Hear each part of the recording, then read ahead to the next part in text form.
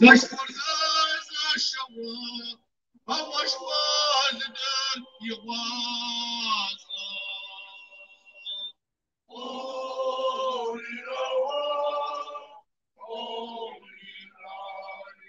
Baş vaza fiyaka, arvaz hak şakar ukakna, kışbi çamara, her kuşkam yatsagan gözava.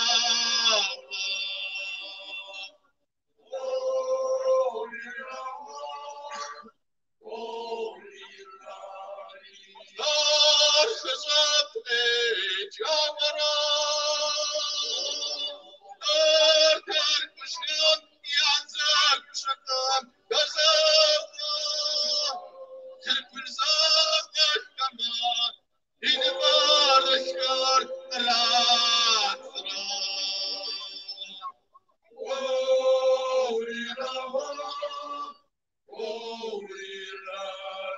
Ay tıkvarsa başkama,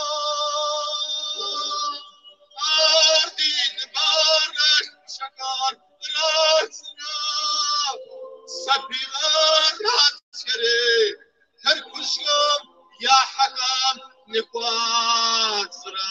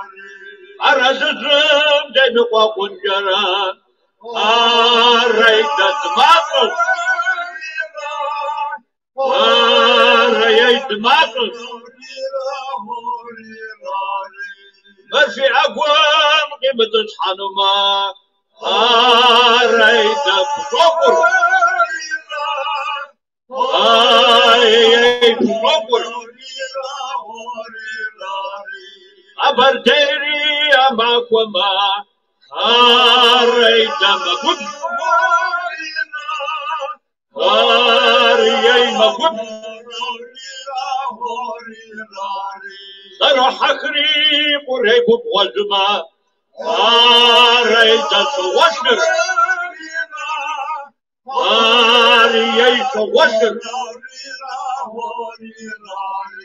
ورزوابر ورهقو بوزما ريدا سوبجر ييسو وبجر برزوجر شوف أقاسما ريدا نفسر يينا فسر حتى خما يتجد جعفر ريدا تفوتي ييتي فوتي ورد سچم خاصة فغر ريدا تفوتي ييتي فوتي والكوش وزمان مكسف جران ريدا مزاور يي مزاور وريد اصحاب ديك زاوما ريدا كمت يي كمت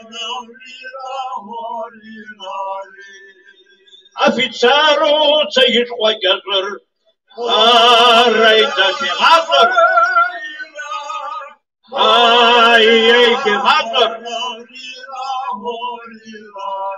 يبقي خوام تبن الجمع ريدا كماتر يي كماتر يجري خدك يسوس يبما ريدا ثم يبقى حمزة تكاد ونوريرا وريراري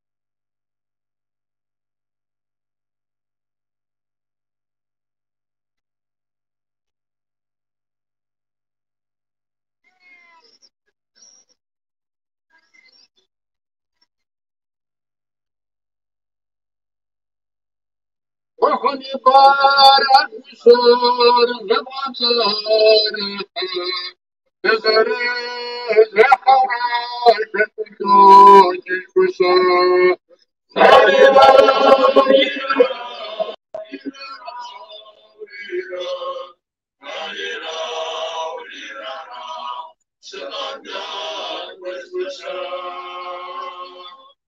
والفات زاد بشار كزادو كزادو وقولا كنتو البشار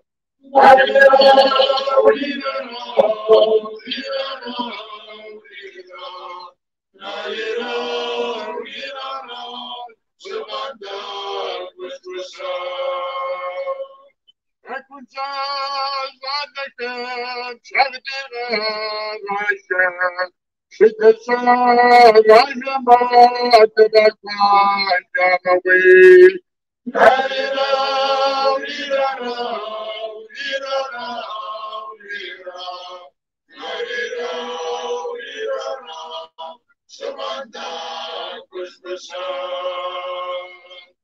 أكون جاز عنك واسقاقوا معكوا قد غزلك وقشت وانششت طاقتي وأقوالي كشت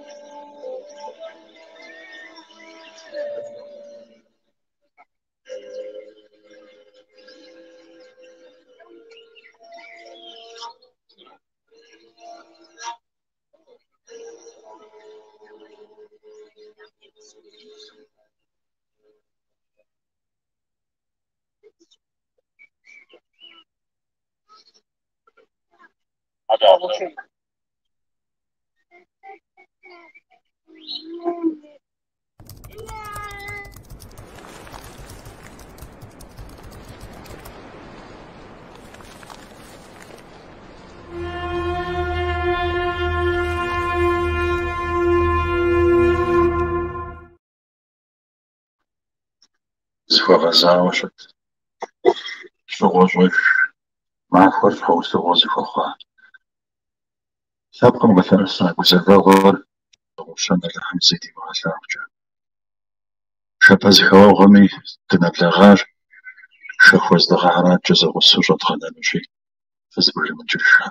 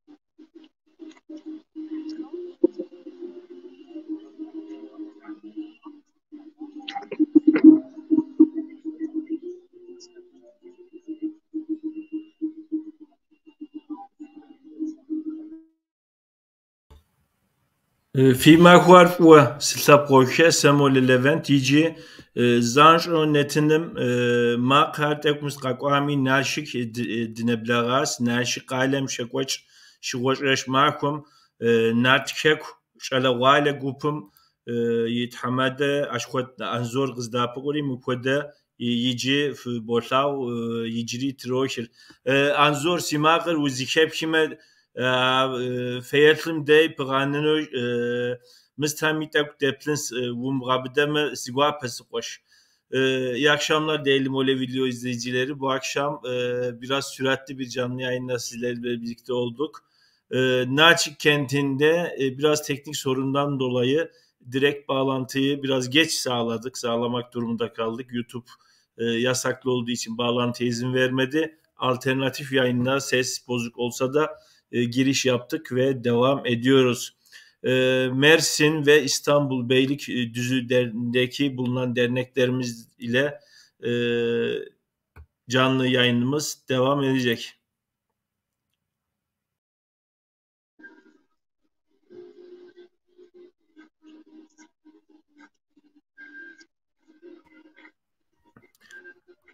Anzor simağır uzikep hükümetek duvarşanız doğa.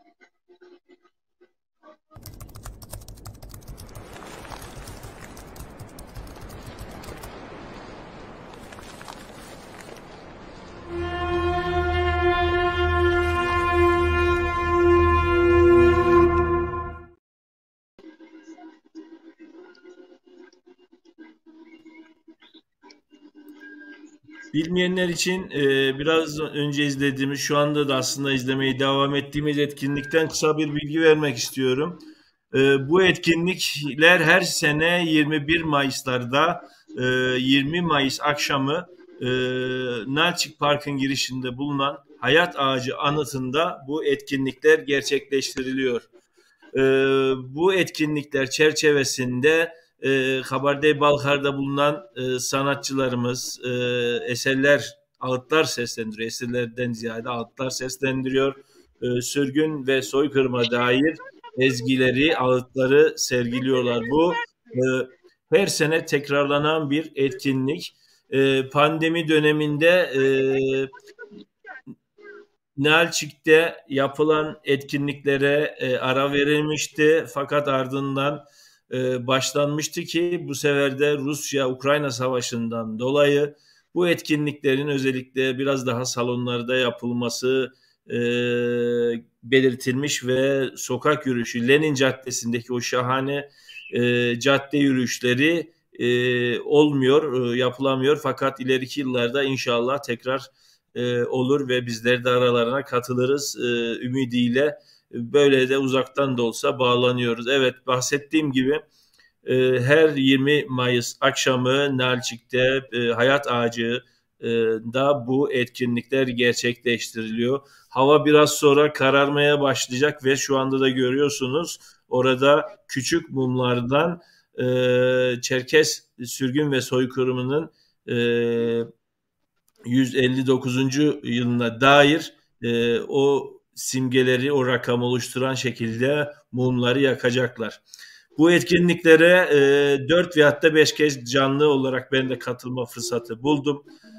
Bu etkinliklere yurttaşlarımızın, hemşerilerimizin özellikle katılması gerektiğinin altını da çizmek istiyorum imkan dahilinde ve kurumlarımızdan bu etkinlikler olsun, diğer etkinlikler olsun, Anavatan'la ortaklaşa etkinliklerin hız kesmeden devam etmesi değil, tekrar başlaması ve devam etmesi fikrimi de, isteğimi de belirtiyorum.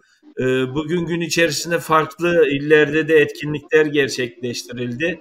Biraz sonra Beylikdüzü'ndeki Çerkes Kültür Evi'ndeki meşaleli yürüyüş ve sürgün ağıtları ve nar ateşinin yakılmasını beraber izleyeceğiz. Tabii ki internetin el verdiği imkanlar dahilinde. Ardından Mersin'e de bağlanacağız. Aynı anda Mersin'den de biraz sonra saat 19.15 gösteriyor.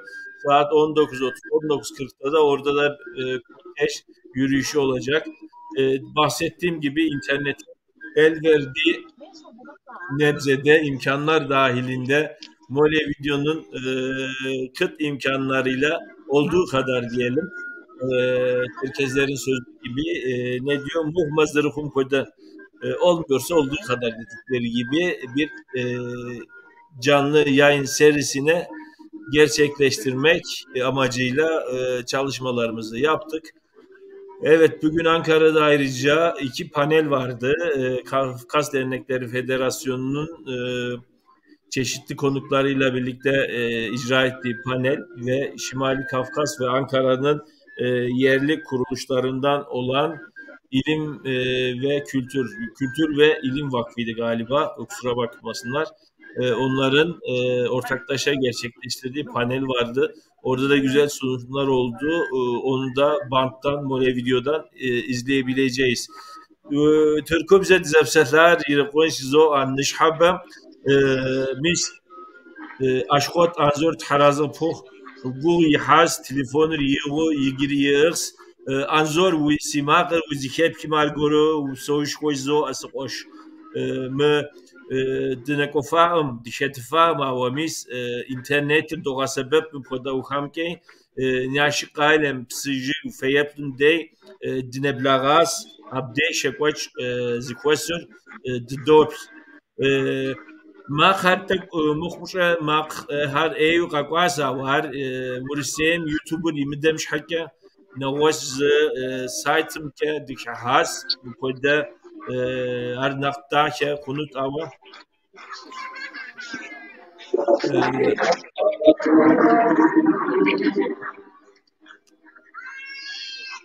انظر قا سیماغور زیکیف می و مقابل دست قشوی شاب ز مستعمل دپلنس تک قا پراننو هست تکی ما همی تک دپلنس زو اوشترز ماکم ورس bize که میمازم اوشترز ماکور ادیه هم شغلش ماکوس هم ماکم یلتاوه Güney şıkuha adiyam psori mukudda organizasyar iragoçha. Türkum qaila ham şiraka sahar nişha beyruh no beyruh program ha şiraqoqas pşedey Ankara qalem qaqoha wa kudda zizkos şiraqoqina has Kafkas şasa fi federatsim yi organizasyonke Avatak وشكي غشوش مثلس بشدي دنيا دارو خنمي ستمي اي مداشمي ديشتنس تحمجيمه مولا فيديو كاميرا يغو هاري تتكينس تحمجيمه اوا اخ موجزو مكودا نتين هر مخو ابدي سيبلس كاميرا سو تسكيا سرتيزو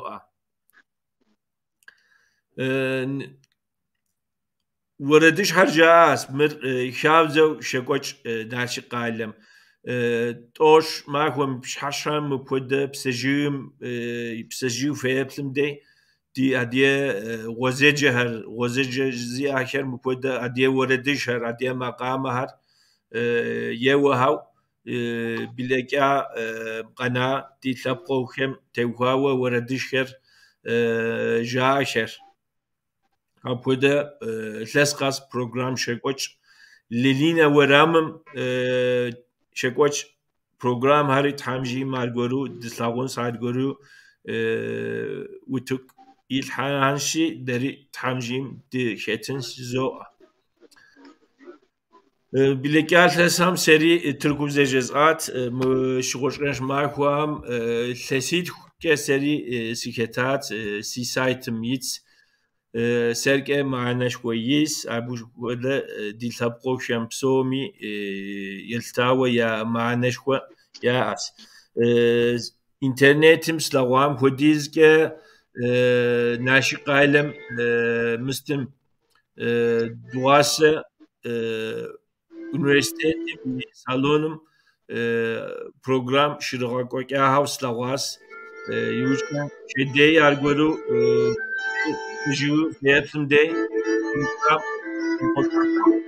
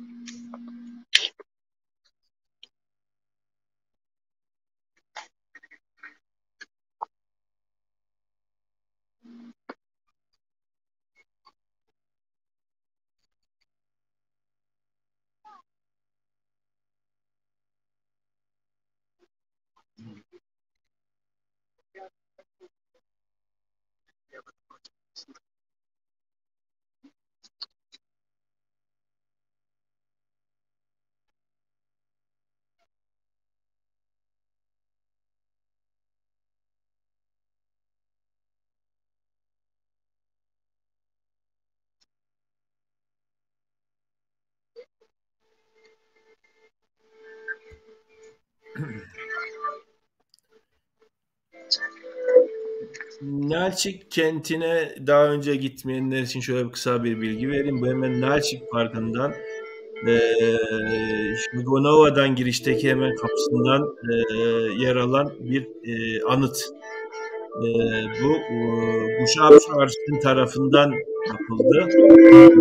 Hayat amacı içerisinde Adige Apaz kardeşliğine ve bunun başlayarak derinden ve köklerimizin, halkımızın derinden sonsuza doğru, yukarıya doğru bir ışın gibi ilerlediğini vurgu yapıyor. Aslında bütün izleyenlerce farklı anlaşılabiliyor ve değerlendirilmesi gerektiğini kişilerin yorumuna bırakıyor sanatçı. Bu eserin hemen arkasında Madine Sarap'ın müzesi var, sergi salonu var. Orada da şu anda dün açılan bir sergi var. Her sene orada bir sergi gerçekleştiriliyor ve Çerkez kostümleri üzerine bir ay sürecek bir sergiyi de dün açtılar, faaliyete geçirildi dün veyahut da önceki gün. Görüyorsunuz her 20 Mayıs akşamı anıtın önünde bu şekilde mumlar yakılıyor 20 Mayıs'ta. Ağıtlar, sürgün ağıtları seslendiriliyor. Değerli izleyenler. Burada görüyorsunuz Çerkes bayrağımızdaki mızraklar okuyamıyoruz ama sol tarafta veyahut da sağ tarafta 101 yazıyor. 101 yıl süren savaşın adına ardından diğer tarafta da bu sene 159. sene olması nedeniyle 159 rakamlarını yazmış olmalılar diye tahmin ediyorum. Çünkü her sene öyle yapıyorlardı. Değerli Mole video izleyicileri, Ditlapkovşemiz yuktiddem futboltaun adiye nipim şabze hamref vahvahal apkodo mistu pranahas Semagumke siguramke segef mawa mırşabze şekoçarati Semagumke yitlesi zavam şekoça yitlesim teko şere z bijgar yatk yijrabumke mtlesişrem teko ve şere şenwara bğuş re yitlesişre kham yibjgar mukode misthamke mumum ya diyebzerstet pagane apkode yatker mer şabze şekoç di sitlapgoke ses khas şekoç hamjim argoru şekoçins mer fuan apkode yamşo qananam yujge Lenina varamım apkode zeko gufar zeko apkode Seshuz net program mi şekoç awa siguramke Ukraine zawam tehwa yigiri tak parxım dey şuna naxvs kodeja awa degas ziketias arasi qakotla sam hamjim algoru azeko Lenina varamım deri dişeto apkode mustari nişko mustari şekokin hamjim deri dişetin sizo Tırkumi şahsami bu konuda organize çağır şekoç İstanbul şi Çerkes Kasa Federasyim jurnalistem tevkava miscaat davrijezin bildiri mıbı tevkava yagufşa jawa koda jurnalist ham jawa koda organizacija ta ve Türkum şakin gaşız tamakuitlan dara zmazerlandra öyle televizyoni zet kapsoriya şakin gam kuabjoya uji tasi dipiyasa polis har ya da şakin ga okum zaran khons yigirke mutlas furmuş rao ya da İstanbul şekoç jurnalist xabar iratun okur Ama pşede Ankara galem nach center Wokham şişzim mer şekoçinus Kafkas Kasa Federasyim organizasyyiz ama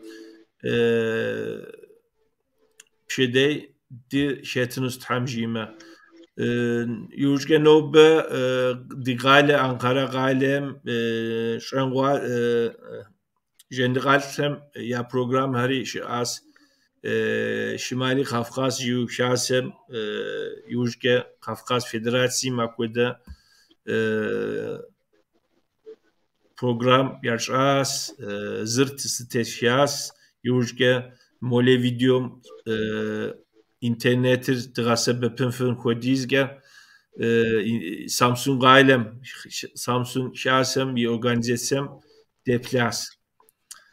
Abi yujge yigiri tak xabar westins festins yigiri snorja nişhabbe Beylikdüzü rayon şahsemre kültüre vune şahsemre Mersin galem det şahsem organizasyon şekokenus ahari mismibdey yadgarsagun tamjima ahari mo daqibş daqatoş nojim daqibş nojim di saytim neblaganuas şehanuas aqalitimi federasyonus muhmazruhum kodeja di ama kodesi tkuz vekifin kodiz internetir mukodu drasebe pura mukodu mis şekur şekoçar dopl okum yavuzita nart şek şala vale gupum yitsawa aşkot anzor wari wupsawuş koyzoa bu telefon anzor mukodu zgorm skhonu qos uqda pufkhun jezati ahay zanj o qoshi cevap kızritrimiz telefonları o update tracker anzori aşkot anzori tarazı zo anzor simağır uzişep kima mistam deytek unaqatama naxuno deplifinu or anzor uqamı koy yidem sivan kemor mo naxuno ibjra har mistam mumum adiyebzer ticaret jidemde z pichas anzorum ye interneter yigijeri tak dışıtın ama demiştim mo dakik hepş nojum Mersin gayleri yeblagan utav dgabdeme di sayter mustkhunus problema khunus teknik okumke tak waradish dedawan sabishwa Zetababosh vominatsen tawjne okolajin ji ashumi si tamushi okalush ojash Sabzochra tababa Wansa wens rohata Awashitn khair shalqan Awashitn abkhubjan Sijit qulujus Si cenab barşahanım yine akşam serşinar Zipse yedi sabiri za sabahın çavaşar Nasıl pinçum atwazı kuşkanı veci godiç Zipse tutramar za kakri Şahu yahu uziç Takşa uji avadıgam Yine zıkkıçı hataş Seri zakvar zanazakvam Hatta tek böyle başlar Şumji avasasinatsın Şapım ketvis davjaş Nizabirjin subudri Sat hajara bidavsaş Tazadawar Aqas ziyan ok zacı bezgadinu Antiniz mitek bastahmi Sihak yakıç sumanu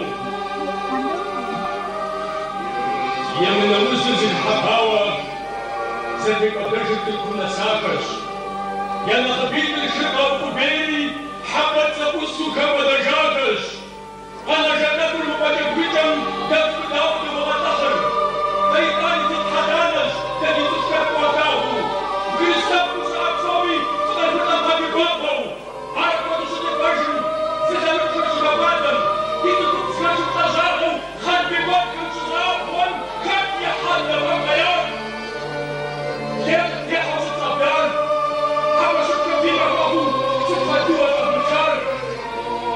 Sam se nisem, sam nastašen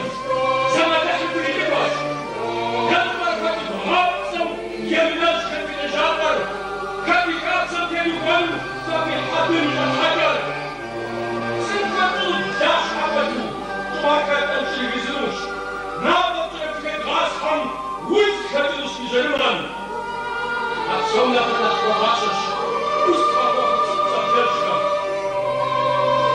سبتداتك الكبابة شوحة كريبادة زيتوبانتا متساكم فتوجر يفوق نافوق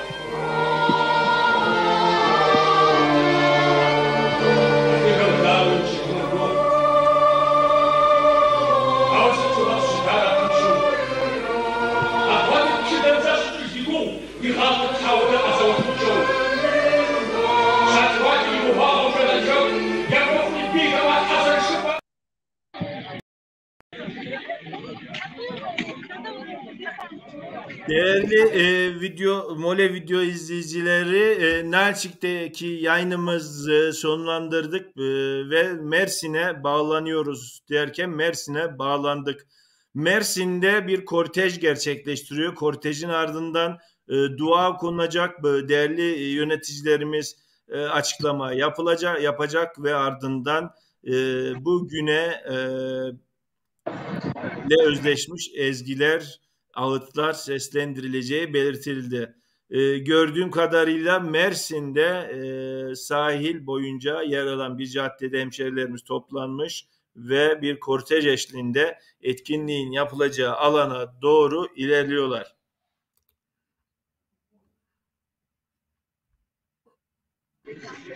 Evet Levent abi, şu an baştan sona gidiyoruz korteji. Soydaşlarımız büyük bir çoğunlukla korteji sürdürüyor. Nartkan, sesimi duyuyor musun? Duyuyorum Levent abi. Nartkan, teşekkür ederim. Beygaltı Nartkan sağ olsun yayınımıza katkıda sunuyor bu akşam Mersin'den. Abdullah aradım ve sağ olsun hemen görevlendirdi Beygal'da Abdullah. Teşekkür ederim. Upsası koşu tarazı fukzoa. Rica ederim Levent abi. Vallahi yardımcı olabildiysek ne mutlu bize. Evet. Gördüğüm kadarıyla Mersin'de sahil Narkan, bu Mersin'in neresi? Gördüğüm kadarıyla bir hayli bir katılımda söz konusu. Şu an evet Mersin bayağı bir katılım söz konusu Levent abi. Mersin'in Pozcu sahilindeyiz. Şu an Özgecan Aslan Barış Meydanı'na doğru ilerliyoruz. Oraya kadar giderek etkinliğin geri kalanını yapacağız. Evet, bir yandan da bizimkiler birkaç ufak propaganda çekti. Şimdi Sayın değerli izleyenlerimiz de evet, değerli başkanım Serdar Bey'e saygılarımı, selamlarımı iletiyorum. Kendisi de size iletiyor.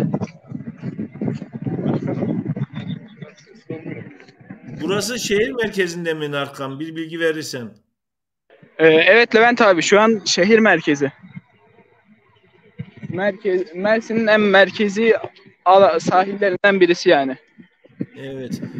Sağ olsun Mersin Derneğimiz çalışkan derneklerimizden biri gördüğüm kadarıyla.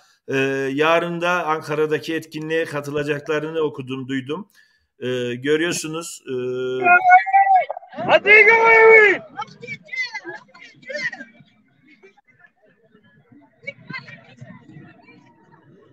Evet, Adiga Vay Vay sloganlarıyla ilerliyor kortej.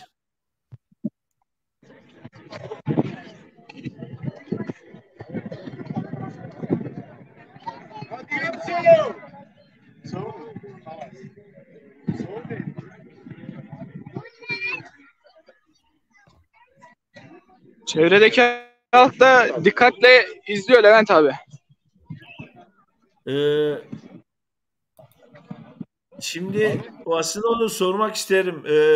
Bunlar da kim? Bu bayraklar da kimin? Siz kimsiniz diyenler oldu mu acaba? Oldu Levent abi, şöyle oldu. Böyle yoldan geçerken işte çeşitli zaten insanlar oturuyor, piknik falan yapıyor burada. Bizi görüyorlar, soruyorlar işte niye yürüyorsunuz diye.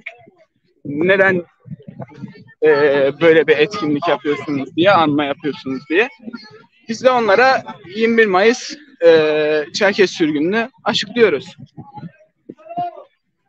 Dikkatle izliyorlar kenarda.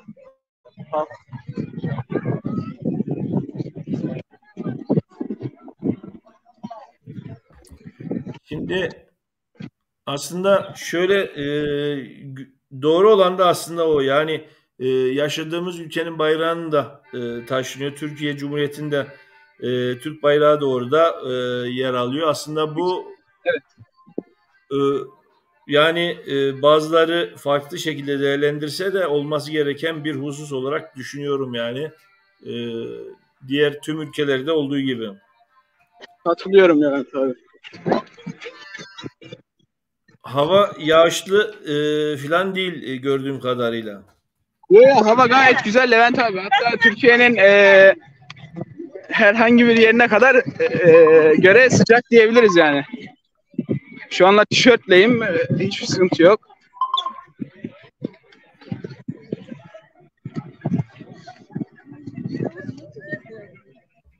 Evet. Bir yandan Şimdi çelengimiz de aynı zamanda İstanbul'dan da bilgi geliyor. Kortej 20.30'da başlayacak diyor. Mobil telefonumuzda 20.30 gibi kortejin başlayacağı bilgisi de geldi. Bugün İstanbul'da bir sergi de gerçekleştirildi. E, Beylikdüzü Kültür Merkezi'nde bir etkinlik gerçekleştirildi, sergi gerçekleştirildi.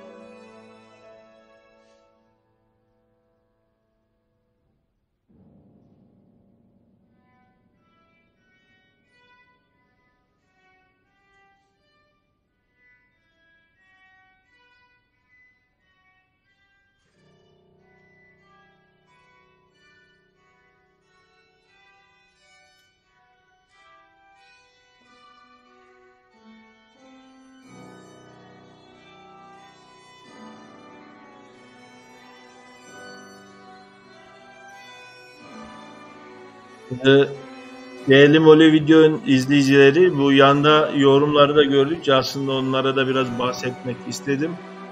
Çerkes Dernekleri Federasyonu evet bir basın açıklaması olacaktı bildiğim kadarıyla, duyduğum kadarıyla. Ancak seçim güvenliği çerçevesiyle iptal edildiği mesajı paylaşılmış.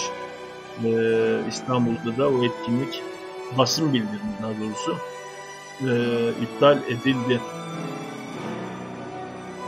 Şu anda izlemiş olduğunuz görüntüler Mersin'den. Mersin sahil boyunda kortej devam ediyor. Biraz sonra bahsettiğim gibi İstanbul Beylikdüzü'nden de bağlantımız olacak. Orada da kortej yürüyüşü olacak. Meşaleler yakılacak. Ankara'da da yarın bir etkinlik söz konusu.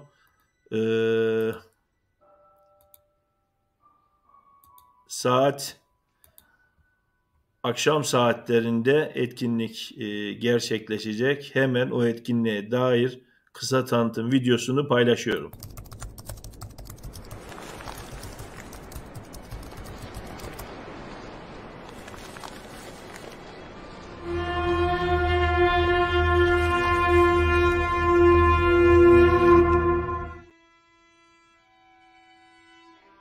Evet, Ankara Anıt Park'ta saat 18'de etkinlik gerçekleştirilecek denildi. Fakat yorumlarda da var. Yanlış bilgiler vermek istemiyorum resmi bilgim olmadığı için. Bu Beştepe metrosu var. Yaklaşık bu alana ne diyeyim bir 500 metre kadar uzaklıkta. Bu metro istasyonundan yürüyerek bu parka gidilmek isteniliyordu. İzin de verilmemiş bu yürüyüşe şeklinde duyumlar aldım. Ama bakalım yarın herhalde oradan kortej başlayacak diye zannediyorum. Şu olacak bu olacak şeklinde resmi bir şey diyemiyorum. Çünkü son gelişmelerden bu anlamda bir haberdarım. Evet, tebrikler Mersin diye yazmış Arabistan'dan İsmail Bey. Cidden güzel bir faaliyet, etkinlik gördüğümüz kadarıyla halkımızın katılımı söz konusu sahilde. Bu etkinliklerle aslında yaşadığımız coğrafyaya, yaşadığımız ülkeye görünür olmak anlamında bu tip etkinliklerin büyük önem arz ettiğini düşünüyorum. Görüyorsunuz kenarda bisikletler var, onun yanında yayalar var, araçlar gidiyor. Bu insanlar kimlerdir, nelerdir diye merak uyandırıyorlar ve bilgi sahibi olmaları gerçekleştiriliyor. Bunun gibi biraz önce de dedim, İsmail abi yazar mısın? İzliyorsun zannedersen. Sesim geliyor mu? Konuşuyorum ama kenarda müzik açık altından fon müziği. Sesim gelmiyorsa fon müziği kapatayım.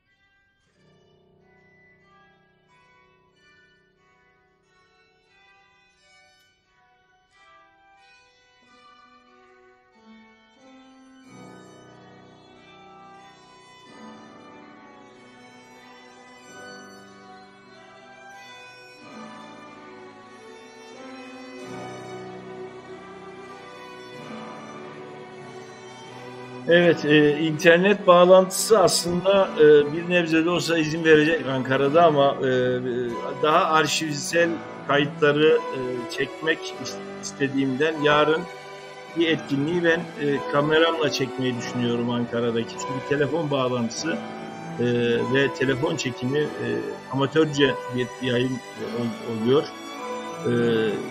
Kısa parçalarla Facebook'tan belki atarım ama benim yarınki ana yayınım, kayıtlarım arşivsel doküman olması hasebiyle kamerayla yapacağım çekimlerden oluşacak. Mersin'de görüyorsunuz güzel bir hava var. Akşam sahil serinliğiyle birlikte hemşerilerimiz yürüyor. Yürüyüş kortejini gerçekleştiriyor.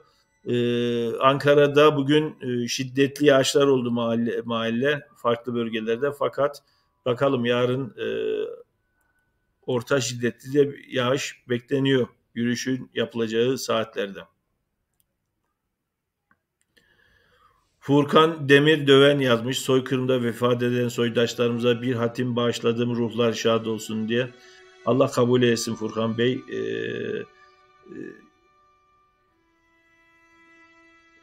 Sürgün ve soykırım neticesinde hayatını kaybeden tüm yurttaşlarımıza, hemşehrilerimize, atalarımıza Allah'tan rahmet diliyorum.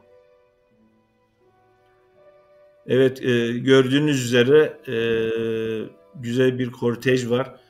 Bu kortejin bir benzeri yarın Kayseri'de de her sene yapıldığı üzere Doğum Evi'nin önünden başlayacak Mevlana'da ve fuar alanına kadar devam edecek ve fuar alanındaki kültür merkezinde yapılacak etkinlikle şeklinde bir organizasyon gerçekleştirilecek. Aynı şekilde kusura bakmayın listelerini falan hazırlamadım. O anlamda derinlemesine bir çalışma gerçekleştiremedim ama internette gördüğüm kadarıyla İstanbul'dan da otobüs kalkacak. Nereye kalkacak? Kefken'de bir anıt açılıyor. Biraz olaylı bir anıt. Bu konuda da aslında bir programda gerçekleştirmek istiyorum. İki tarafı da çağırarak, davet ederek. Apaz derneklerinin ve Kafkas Dernekleri Federasyonu'nun anıt hakkındaki görüşleri de var. Sosyal medyada okuduğum kadarıyla. Yanlış kelime kurmak istemiyorum. O yüzden sosyal medyada sayfalarında izleyebilirsiniz, okuyabilirsiniz. Yarın Kocaeli Belediyesi'nin yapmış olduğu anıt açılacak Kefken'de. Kefken'in şöyle bir özelliği var aslında. Ücra bir bölge, Çerkezlerle özleştirilmeyen bir gibi denilen bir yanı da oluyor. Eleştiriler alsa da Milli Park şeklinde açıklanmış bir bölge. Bu şekilde Türkiye'de zannedersem bu şekilde tanımlanmış başka bir yer yok. O yüzden orayı da boş bırakmamak gerekiyor diye düşünüyorum. Kayseri dedik, Düzce'de 2 gün önce Mevlüt okundu, Kur'an-ı Kerimler okundu. Onun ardından yarın da ne meydanıydı yanlış söylemeyeyim, Düzce şehir merkezindeki bir meydanda etkinlik gerçekleştirilecek. Bugün de Samsun'da gerçekleştirildi. Kahramanmaraş ilimizde sürgün ve soykırım ve deprem yaşanan deprem neticesinde hayatını kaybedenler adına mevlid-i şerifler okunacak.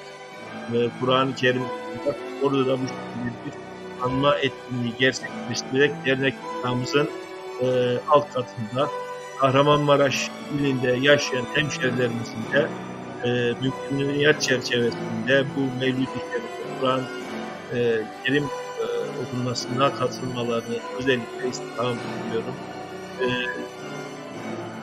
Gencali köyümüzde de bir etkinlik var. Manisa derneğimizde de bir etkinlik vardı.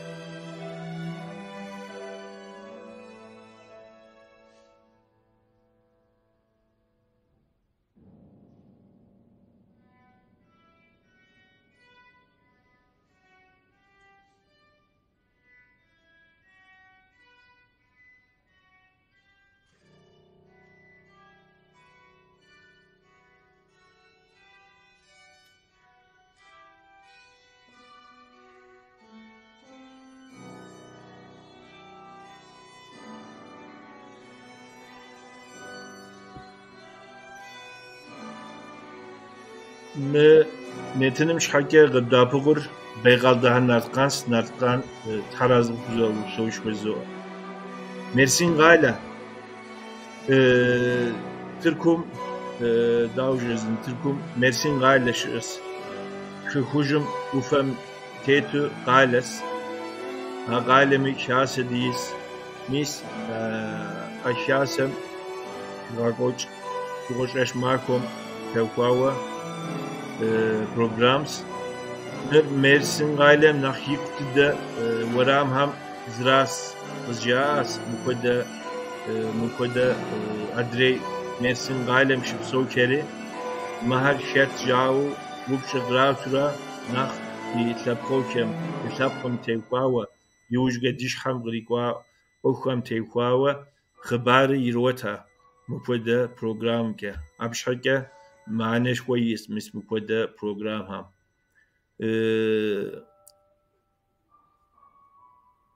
نب ياو هاس يوشكا زيك ور يوشاسي وامكا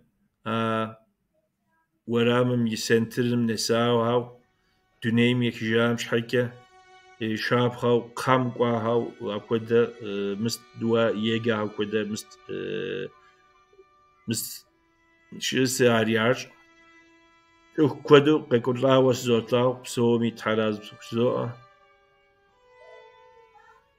كدي أنقرة عالمي مكودا زخوسش خوشس أنقرة عالم نخ سنتر ورامم زم مكودا زيك ويوجم مو بارك كودا زغورشس أبدي program şırağa koyduğuna has.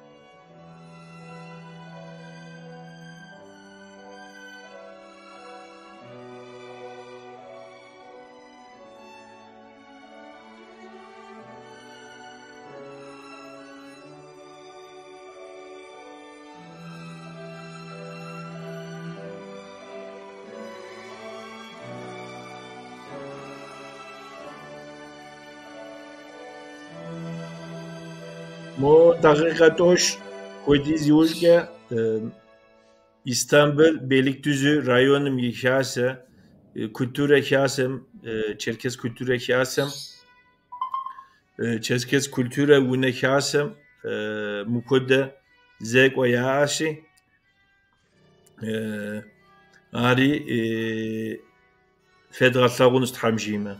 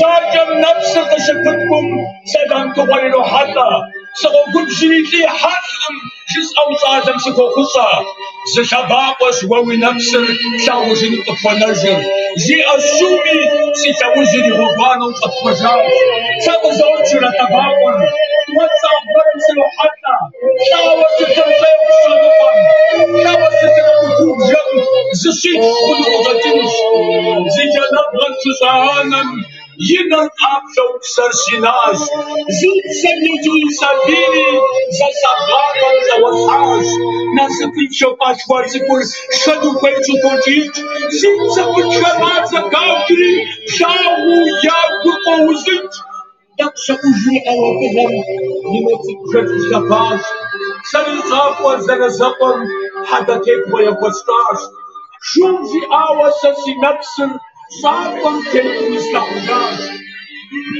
إذا كيكم سنبتني سبحتاك بتوساش تزداقن أقل في أرمعه زاجم تزغتني أنت تزغيني واستحمي سيكبتاك تسخماني يمنى وزن تتحقق زك البداجة في المسافة يا نخبر من خلطة أمي حوالك كل شيء أبدا أنا سأدك بمجد فجر أبو بداوة بمدحل فالله من سحرانك كنت تتبعه سيسكت تصاب صامي فقد تتبع بوضم أنا أقول شكل مرجي سيخبر شمس زبادم جد فكر شكل ظاهر خاطي بات خمس زراوان خاطي حتى بالبيان لا تدعم في الجبنان حتى شوفم فينا بابو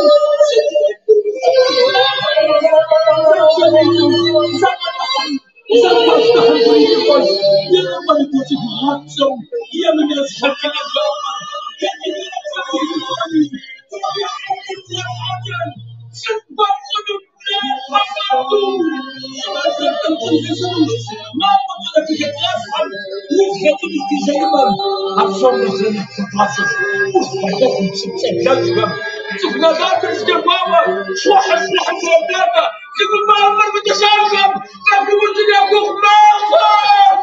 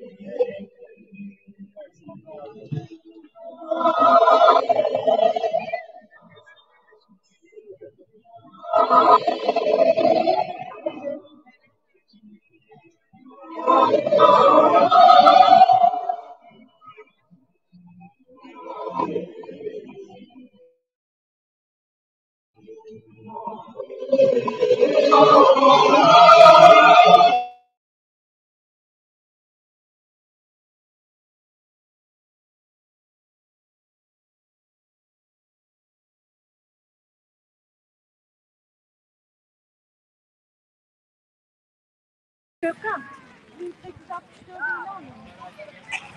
ilan mı?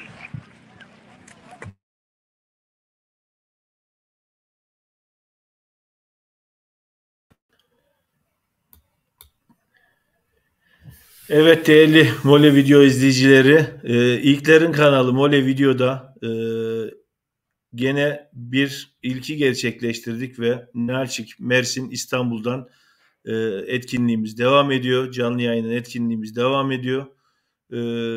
Mersin'deki etkinliğimiz ağıtlarla birlikte saygı duruşu devam ediyor ve İstanbul Beylikdüzü'nde de meşaleli yürüyüş başladı biraz önce. Oradan da yayınımız devam edecek. Dönüşümlü yayınımız devam ediyor.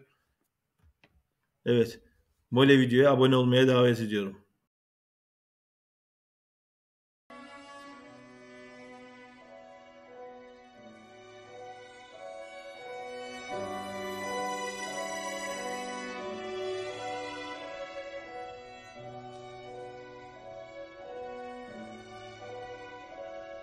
Şey yap.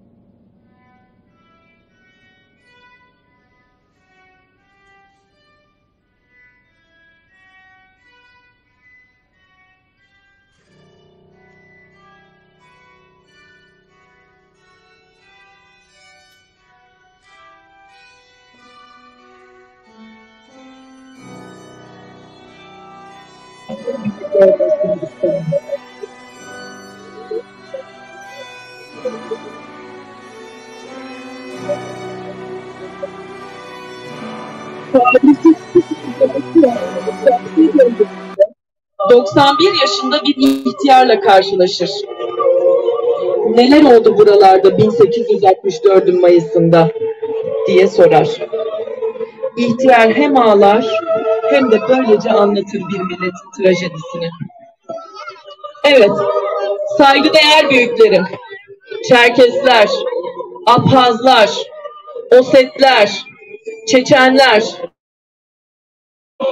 halkımızın değerli dostları. Bu akşam tarihin en acımasız katliamlarından birini anmak için bir araya geldik. Rus-Kafkas Savaşları'nın sona ermesiyle Rus Çarlığı tarafından 2 milyona yakın Çerkes kadim vatanlarından sürgün edildi ve soykırıma uğratıldı. 159 yıl sonra burada toplanan insanlar işte bu kıyımdan sağ kurtulabilenlerin torunlarıdır. Burada sadece geçmişte yitirdiğimiz soydaşlarımızı anmak için değil, aynı zamanda yok olmadığımızı, 1,5 asır sonra bile yaşananları unutmadığımızı, her şeye rağmen yok edilemeyeceğimizi de ilan etmek için bulunuyoruz. Hepinizi bu acımasız sürgünün kurbanlarının aziz hatırası huzurunda 1 dakikalık saygı duruşuna davet ediyorum.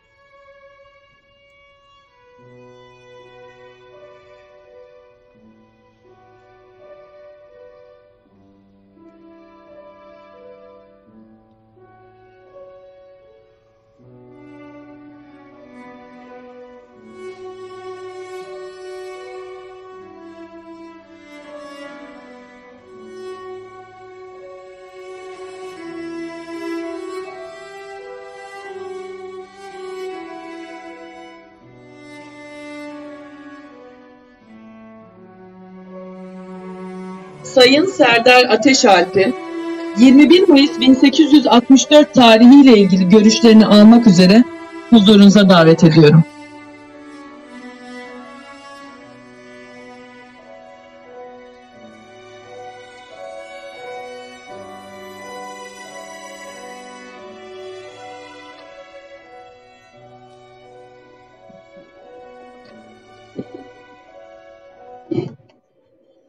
Saygıdeğer katılımcılar, değerli büyüklerim, kıymetli soydaşlarım ve halkımın değerli dostları. 21 Mayıs 1864 alma töreninde hoş geldiniz. Düzenlemekte olduğumuz programımız bir gün önce alma sebebi Türkiye genelinde Ankara'da toplanma nedeniyle bir gün önce alınmıştır. Daha çok sesimizi duyurmak, kendimizi daha iyi ifade edebilmek için, sesimizin çok çıkabilmesi için Ankara'da, Kefken'de organizasyonlarımız devam etmekte. Çerkezler tarihleri boyunca hiçbir milletin yaşamadığı acıları yaşamak zorunda bırakıldılar. Yüzlerce yıl savaştılar. En verimli evlatlarını kaybettiler. Binlerce yıllık ana vatanlarından sürgün edildiler. Dilleri, gelenekleri, kültürleri yok edilmeye çalışıldı. Dünyada neredeyse karşılaşmadıkları zalimlik kalmadı. Zalimlik dünyada tahammül edilmesi en zor davranıştır elbette. Ancak zalimlik kadar zalimliğe göz yummak ve sesini çıkarmamak, tepki göstermemek de insanlığın vicdanını yaralayan bir durumdur. 21 Mayıs zalimliğinin, tepkinin, mazlumun için gözyaşı dökmenin yas tutma günüdür bugün. Bir millete yapılan haksızlıkların, katliamın ve tüm bunların dünya tarafından görmezden gelinmesinin alınmasıdır bugün. Vurdum duymazlığa ve bana önceyle kalkan bir yumruktur. Sessiz ama gözyaşı dolu bir çığlıktır. Kendi milletinin kültürünü, dilini, taşıdığı kanın sorumluluğunu ve değerlerini unutan, atalarının yaşadıklarının karşısında duygusuz kalanları görünce duyulan iç sızısıdır. Zalimlerin hedeflerine nasıl ulaşmakta olduklarını görmenin ve bir şey yapamamanın verdiği çaresizliğin acısıdır. Yenilmiş olmanın, yenik duruma düşürülmenin, aşağılanmanın, insanlık onurunun ayaklar altına alınmış olmanın anısına 21 Mayıs maalesef aynı coğrafyada acılara sebep olanların halen zalimce uygulamalarına şahit olmaktayız. Ancak unutulmamalıdır ki çok kesin bir kural vardır. Zalimliğe göz yumanların, bir şey diyemeyenlerin sonu bir gün bu zulme uğramaktır. 159 yıldır unutamadığımız, unutturmayacağımız, dünyaya haykırdığımız bu acılı dolu tarih her yıl anılıyor. Olmamızın nedeni sadece geçmişte yaşadıklarımıza duyduğumuz öfke değil, gelecekte de zalimlere karşı durulması gerektiği anlatılabilmek ümididir. Yaşadığımız iletişim çağında bile birlikte yaşadığımız halkların tarihini, kültürünü, acı ve sevinçleri tanımıyor, bilmiyor. Her toplum için üzücü vericidir. Buradan bir kez daha aykırıyoruz ki 21 Mayıs 1864 Çerkes toplumunun yok edilmemiş, tarihten silememiştir. 1,5 asır sonra bile bu millete kendisini unutturamamıştır. Asla da unutturamayacaktır. Tüm dünya uluslarına barış, sağlık, kardeşlikle geçecek günler için her türlü zalimliğe karşı sessiz kalmamak için gerektiğine olan inancımla hepinize teşekkür ediyorum. Katılımlarınız için tekrardan hoş geldiniz diyorum.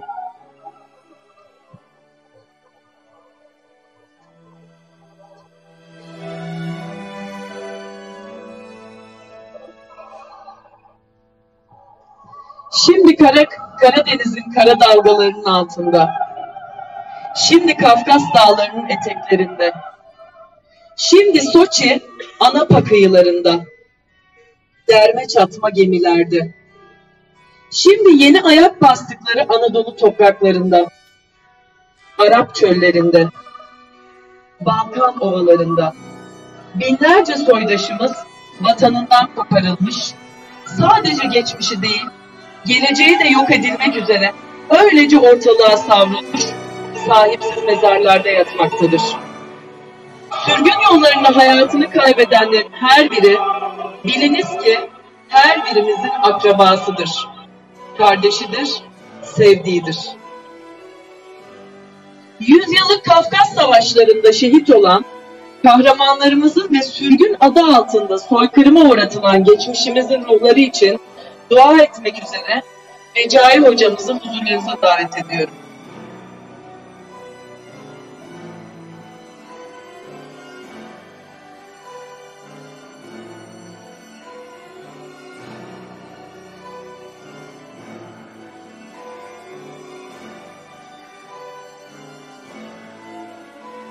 آمين.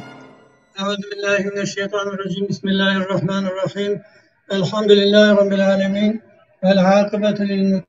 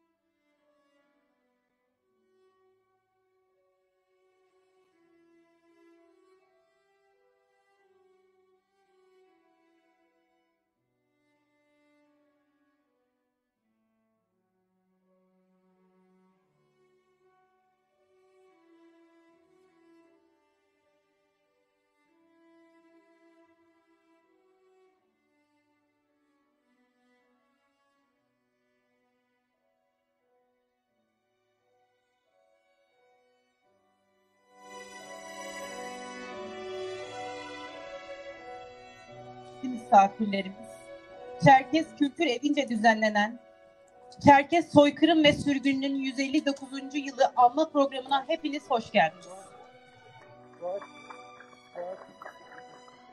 21 Mayıs 1864, 300 yıl süren Kafkas-Rus savaşlarının sona ermesi ve Kuzey Kafkas halklarının sürgüne zorlanmasının başlangıç tarihidir. Bu tarihten sonra Çerkes toplulukları dünyanın çeşitli ülkelerine dağılmışlardır. Sürgün süreci içerisinde birçok insan hayatını kaybetmiş, sürüldükleri topraklarda ise hastalık, açlık ve yoksulluk gibi problemlerle karşı karşıya kalmışlardır. Resmi olmayan rakamlara göre 1,5 milyona yakın Çerkes bir ay içinde sürgüne tabi tutulmuştur. Yol şartları, salgın hastalıklar ve açlık gibi nedenlerle yaklaşık 500 bin Çerkes hayatını kaybetmiştir. Osmanlı topraklarına ulaşamadan binlerce kişinin öldüğü bu sürgün tarihin en acı olaylarından biridir. Fakat tüm bu baskılara, dağılmışlara, acılara karşın Çerkesler varlıklarını ve kimliklerini koruyor ve yaşatıyorlar. 21 Mayıs Çerkes halkının yaşama direncinin ifadesidir. Direniştir, başkaldırıdır, diriliştir. 21 Mayıs halkımızın belleğine kazınan tüm bu acıları, savaşları, insanlık dışı uygulamaları dünyaya haykırmak istediğimizdir. 21 Mayıs dün, bugün, yarın perspektifinde ruhsal, kültürel kimliğimizi yaşama ve yaşatma isteğiyle geleceğe ışık tuttuğumuz gündür. 21 Mayıs birbirinden koparılmış halkın farklı coğrafyalara dağıtılsa bile birlikte yaşama, irade ve arzusunu haykırdıkları gündür. 21 Mayıs diaspora ile ana vatandaki kardeşlerin yüreklerinde eş zamanlı yanan bir kor ateştir. Ve bu ateşin yaktığı yürekler mutlaka bir gün ortak gelecekleri kuracaktır. Şimdi programımızın açılış konuşmasını yapmak üzere Çerkes Kültür Evi Başkanı Ömer Çako kürsüye davet ediyorum.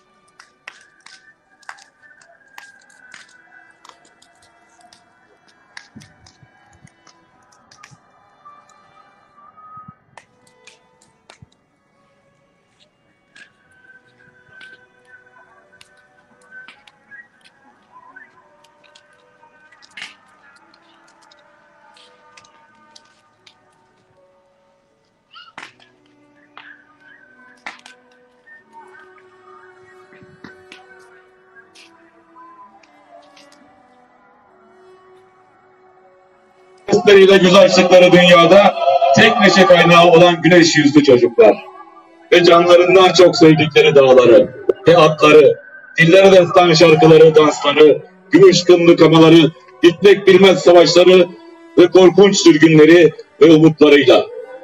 Çok uzakta değil, hani şu masallardaki Kaf Dağı'nın ardı, efsaneler ülkesi. Korkunç uçurumlar, derin ormanlar, coşkun ırmaklar ve geçit vermez zirveleriyle acının, gözyaşının, sürgün ve soykırımın, cesaret ve direnişin unutulmaz adresi. Yaralı bir cennet bahçesi.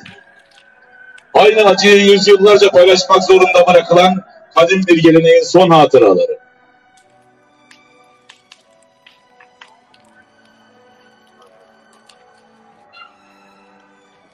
En korkunç kitle katliamlarından birini yaşadı bu millet. Sadece bir savaşı kaybetmedi. Bir vatanı, bir tarihi, bir kültürü, bir varlığı olduğu gibi tümüyle baltayla kesilip koparılmışçasına arkasında bırakmak zorunda kaldı.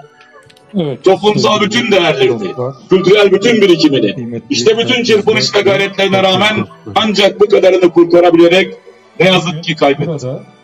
Adını önce Çerkes halkının yaşadığı büyük trajediyi anmak için toplandık. Toplumların tarihleri boyunca yaşadıkları mutlu günler de vardır, acı günler de vardır. Mutlu günlerini bayram havasında coşkuyla kutlarlar. Acı günlerini de unutmazlar, bugünkü gibi anarlar. Biz de her 21 Mayıs'ta Çerkes halkı olarak anavatan Kafkasya'nın dışına sürülmüş bir halk olarak atalarımızın yaşadığı acıları anıyor ve paylaşıyoruz. Ben hep şunu düşünüyorum. Acaba 21 Mayıs'ları yeterince anlıyor muyuz? Yeterince anlatabiliyor muyuz? Çok güzel sloganlarımız var. Unutmadık, unutturmayacağız diyoruz. Karadeniz en çok bize karadır diyoruz. Bunlar çoğaltılabilir. Ben inanıyorum ki yeterince kavranmamış, içselleştirilmemiş acıları sadece klişe cümlelerle yaşatmak mümkün değildir. Dünyada hiçbir halkın yaşamadığı bu acı günlerde neler olduğunu şöyle bir düşünmemiz gerekiyor. Atalarımız Kafkas-Rus savaşları sırasında neler yaşadı? Hangi koşullarda yaşam mücadelesi verdiler? Gözlerine dikmiş, bizler bugün Çerkez olarak yaşıyorsak 3 adım ötede toprağa verilmiş bedenler. Ne bedeller ödediler? Bunları düşünmeden, yüreklerimizde hissetmeden 21 Mayıs'ları anlamak ve anlatmak mümkün değildir. Şöyle hep birlikte düşünelim. Günümüze gelelim. 6 Şubat 2023 günü Türkiye'de büyük bir deprem yaşandı. İnsanlarımız enkaz altında kaldı. Hepimiz enkaz altında çıkartılmayı beklerken donan insanlarımızı düşündük. Geceleri sıcak evlerimizde, sıcak yataklarımızda onları hatırladık. Yardım için seferber olduk. Yiyecek, yemek, içecek su, üstlerine çadır yetiştirmeye çalıştık. Günün iletişim ve ulaşım koşullarında kayıpları en aza indirmeye çalıştık. Bir de 159 yıl öncesini düşünelim. Dedelerimiz yüzlerce yıl çok güçlü Rus ordusuna karşı ellerindeki tüfek, tabanca ve kamalarıyla savaşarak yurdunu korumaya çalışmış. Yüz binlerce erkeğini yurdunu korumak için savaşta kaybetmiş ve yenilmiş. Kalan çoluk çocuk, genç ihtiyar zorla sürüler halinde kıyılara indirilmiş. Kar altında, açıkta, yiyecek yok, su yok, hiçbir şey yok. Hastalansan ilaç yok. Ölenlerini gömecek araç yok.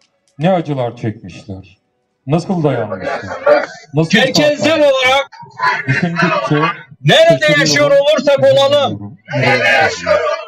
Bitti mi? Yaşadığımız soykırımı sağ kalanlar gelen takalara balık istifi doldurulmuşlar ve salınmışlar Karadeniz'e. Yine yiyecek yok, su yok, hijyen yok. Ölen bedenleri gömecek toprak yok. Kefensiz Karadeniz'e atılan analarının, babalarının, bebelerinin ağıtını bile bile tutamamışlar. Bazıları fırtınalarda batan gemilerde topluca boğulmuş, balıklara yem olmuşlar.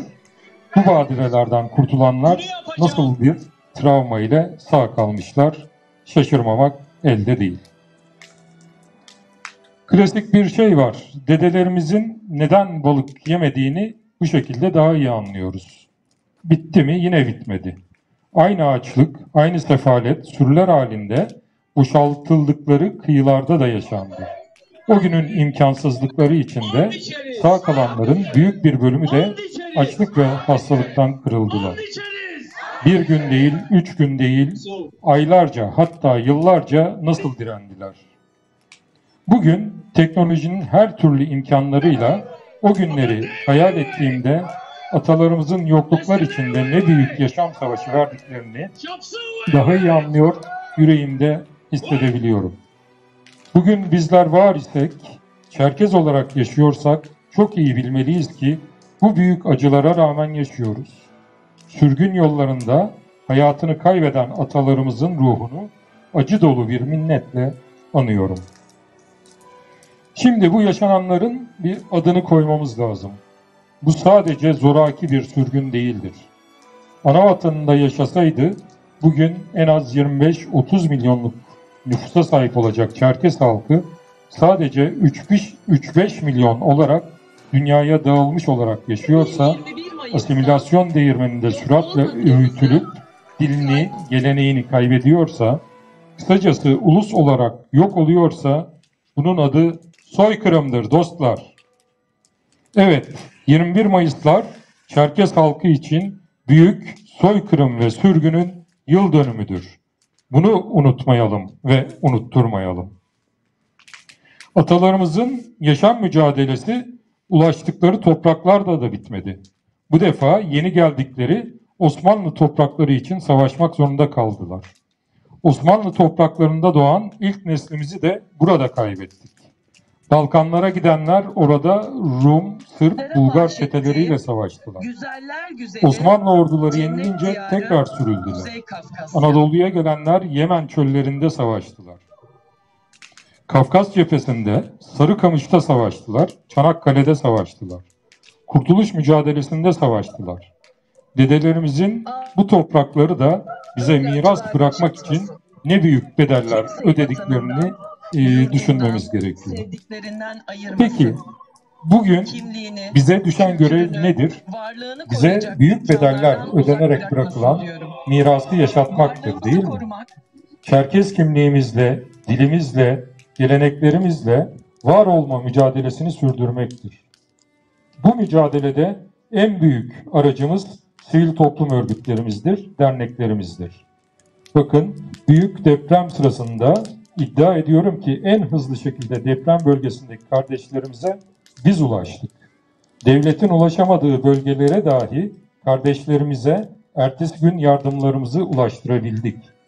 Sadece soydaşlarımıza değil, bölgedeki insanlara yardım elini ilk biz uzattık. Bunu örgütlerimiz sayesinde yaptık.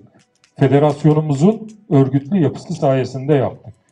Gelecekte olmak istiyorsak Türkiye'de, Anavatan Kafkasya'da güçlü örgütlerimizle bir arada bu yaşam mücadelesini sürdürmeliyiz. Bu mücadeleyi 1864 yılında acılarla varlığımızı bize miras bırakan atalarımızı unutmadan sürdürmeliyiz. Unutmadık derken bunları unutmamalıyız. Gelecek nesillerimize, çocuklarımıza, kuşaklara aktarmalıyız. Çünkü unutmadıkça var olacağız. Ben bu akşam bizimle birlikte olan, özellikle Çerkez dostlarını, acımızı paylaşan dostlarımızı yürekten yanımızda hissettiğim için çok teşekkür ediyorum. İyi ki varsınız. Bizim yaşadığımız acıları, toplumumuzun yaşadığı acıları umuyorum ki dünyada bugünden sonra başka hiçbir toplum yaşamasın. Hepinize saygılar sunuyorum.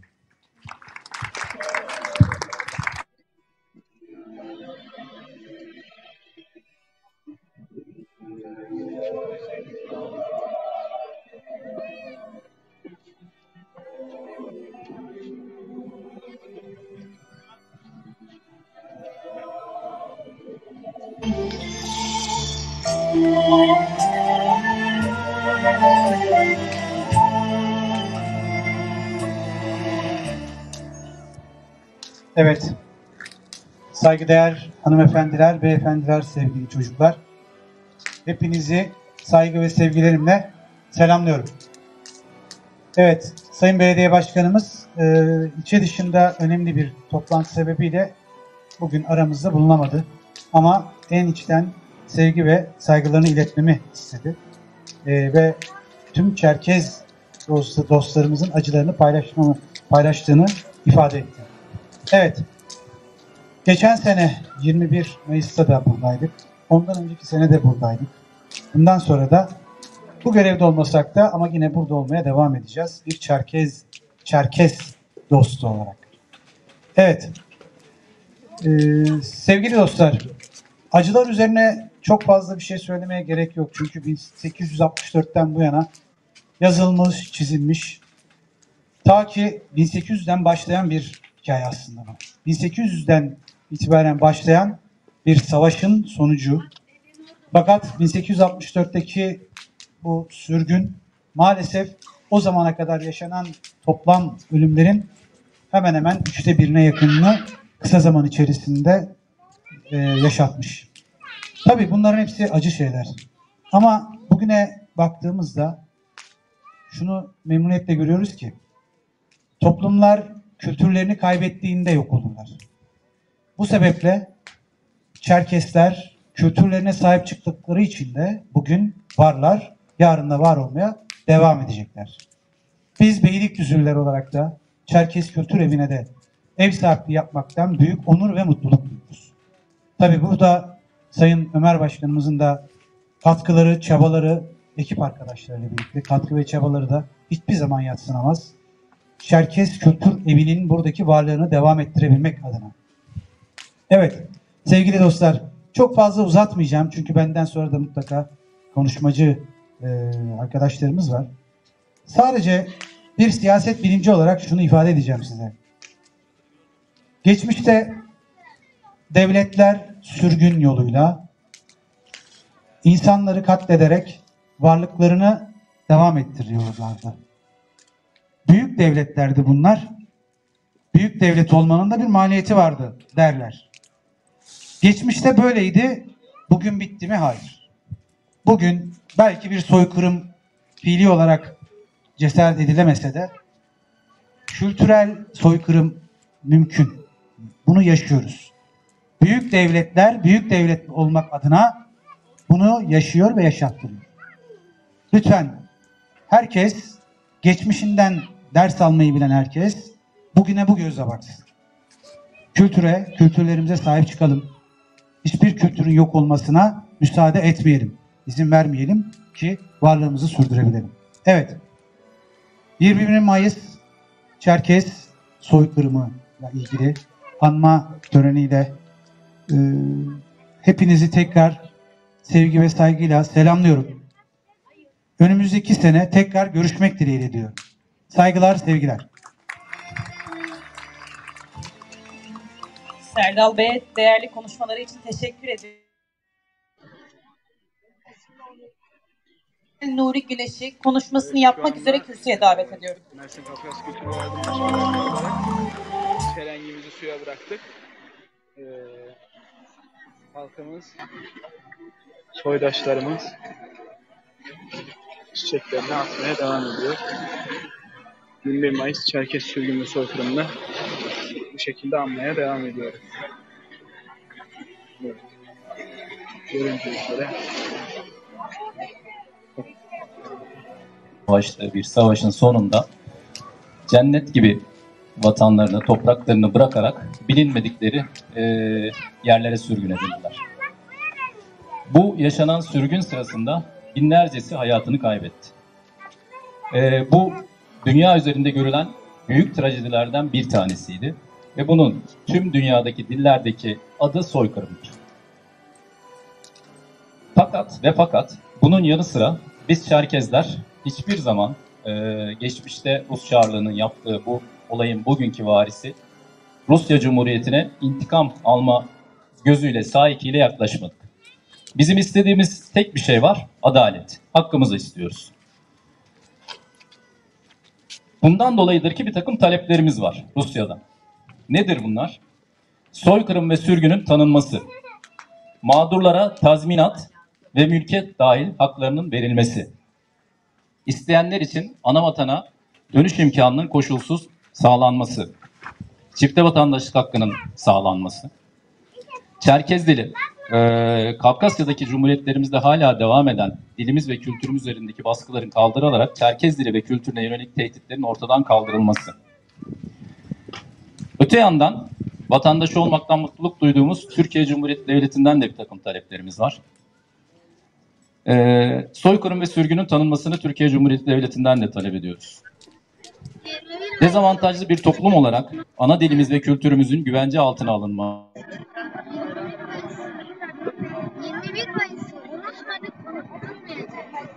Çerkez kanalının açılması, Kuzey Kafkasya Cumhuriyetleri, bizim anavatandaki cumhuriyetlerimizle ilişkilerimizin geliştirilmesi, güçlendirilmesi, Abhazya ve Güney Osetya'nın tanınması, bunlar da bizim Türkiye Cumhuriyeti Devleti'nden taleplerimiz. Sözlerime son verirken sürgünde hayatını kaybeden ecdadımıza Allah'tan rahmet diliyorum. Ve Allah dünya üzerindeki hiçbir topluma bir daha 21 Mayıs gibi bir acı yaşatmasın diyorum. Saygılar.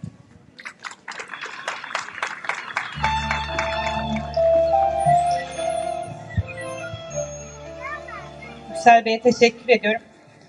Şimdi ise Silivri Kuzey Kafkas Kültür Derneği Başkanı Onur Arı konuşmasını yapmak üzere kürsüye davet ediyorum.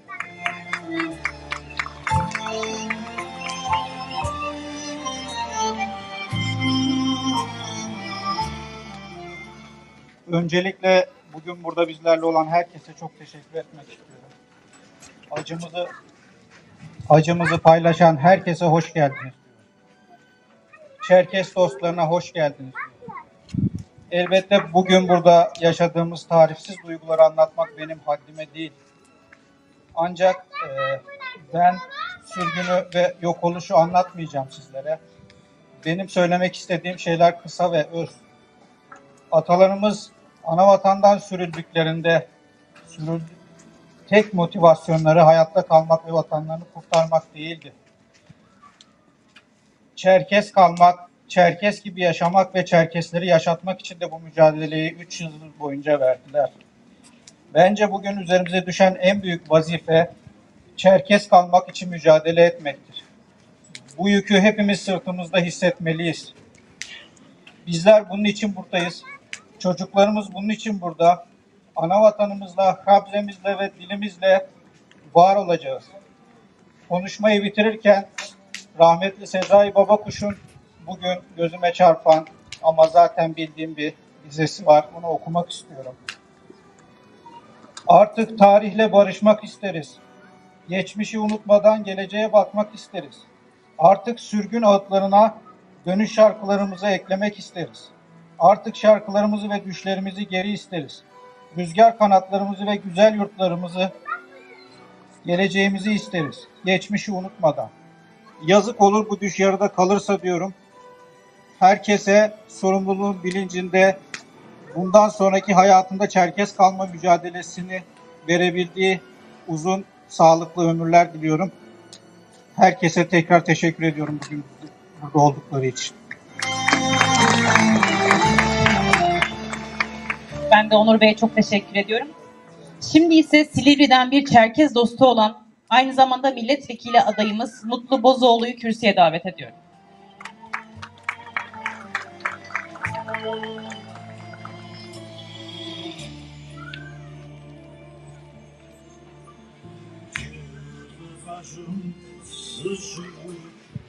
Kıymetli dernek başkanları, Evet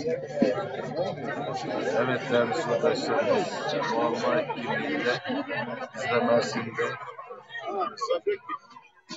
adet için bir araya geldik. Sinet olursa da yarın Antalya'ya etkinlik geçmişlerimizi yad ederken geleceğinlerimize, gençlerimize atalarımızın yaşadığı zorlukları, yaşadıkları zulümleri anlatabilmek ve diline, iline konuk ediyoruz. Ben isimler selamlar, saygılar, sevgiler.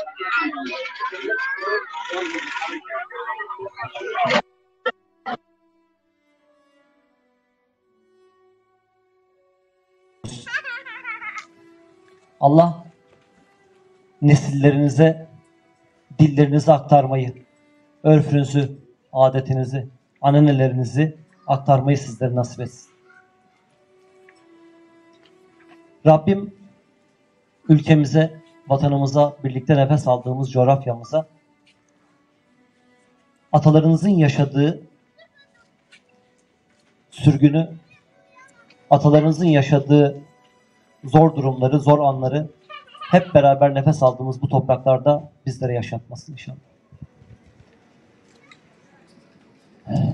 Yani sözün bittiği yerde olduğumuz için çok fazla kelimeleri dökmekten ziyade boğazımın düğümlenmesinden ve çok ciddi bir şekilde 159 yıl önce yaşanan bu sürecin ailelerin içerisine nasıl yansıdığını, nasıl aktarıldığını, nesilden nesile nasıl söylendiğini bilerek, duyarak ve anlatılmış bir kardeşiniz olarak duygularınıza ortak oluyorum. Rabbim dilinizi kaybolmadan daha da çoğalarak, daha da nesillerinize, bundan sonraki nesillerinize aktarabileceğiniz bir dilinizin olması, örfünüzün, adetinizin, ananenizi aktarabileceğiniz ve atalarınızın yaşamış olduğu bu zorlu zamanları, bu zorlu günleri aktarabileceğiniz yıllarınız olsun, zamanlarınız olsun, mekanları cennet olsun, ruhları şad olsun diyorum. Çok teşekkür ediyorum. Ben de Mutlu Bey'e tekrardan teşekkür ediyorum. İstanbul Apaz Kültür Derneği Başkanı Alburuz Yağan'ı konuşmasını yapmak üzere kürsüye davet ediyorum.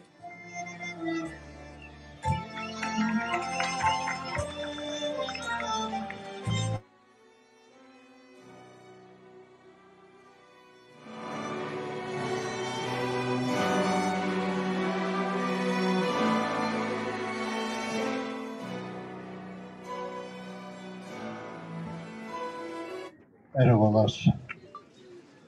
Bugün buradaki nezih topluluk gibi dünyanın birçok noktasında olduğu gibi Kafkasya'da, Maykop'ta, Nalçik'te, Karaçay-Çerkes'te, Apazya'da ve Türkiye'nin birçok noktasında bugün bu anma programı gerçekleşmekte.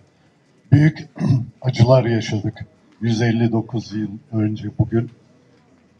Buradan bütün sürgün hayatı yaşayan diaspora insanlarımızı, tüm dünyaya yayılmış diaspora insanlarımıza saygıyla, hürmetle sesleniyorum. Bütün ölülerimizi saygıyla yad ediyorum. Buradan Türkiye'de yarın da 21 Mayıs'ta Kefken'de buluşacağız. Buradan da bütün halkımızı Kefken'deki anma programına davet ediyorum. Saygılar sunuyorum. Teşekkür ediyorum. Alburuz Bey'e ben de teşekkür ediyorum. Çorlu Çerkes Kültür Derneği Başkanı Mehmet Tataroğlu aramızda. Kendisine de bir mikrofon uzatmak istiyorum.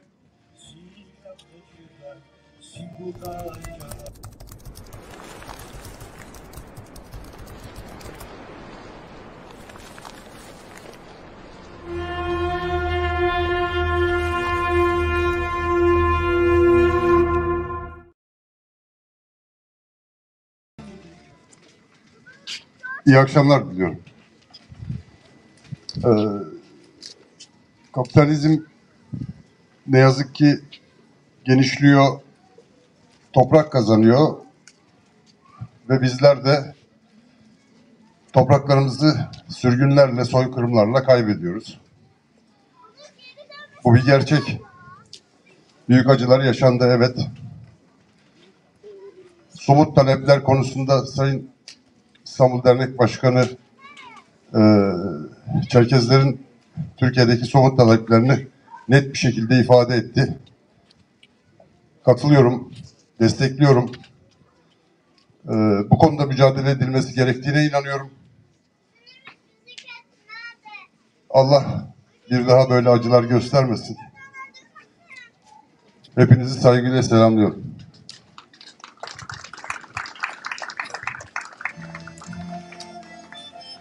Şimdi ise Beylikdüzü Çok Sesli Gençlik Korosu'nun dinletisi sizlerle birlikte olacak.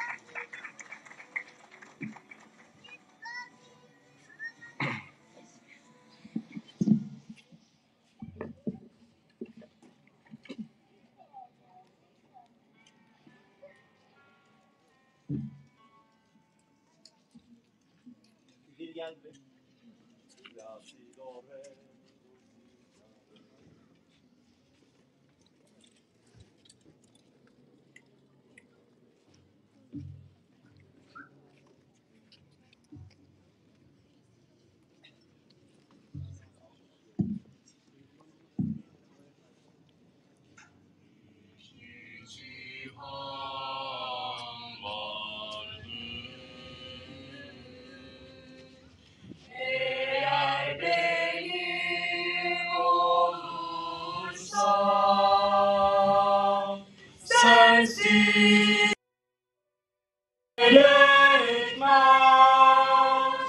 Sensiz bana gerekmez.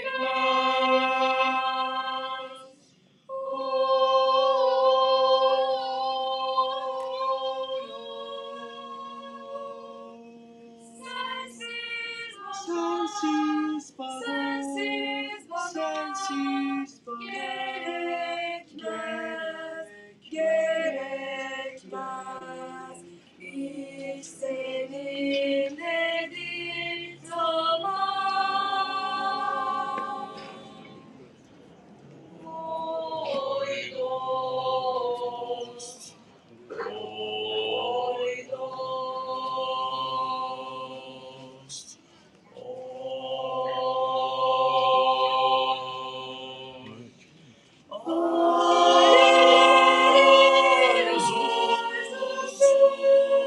seni bulmak içinde alevlerin arzusu.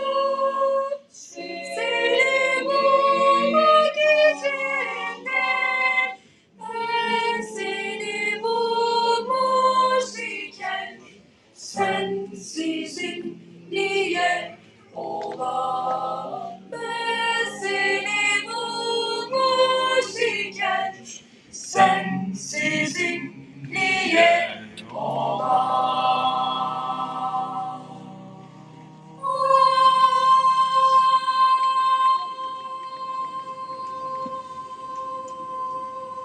Ben seni bulmuş iken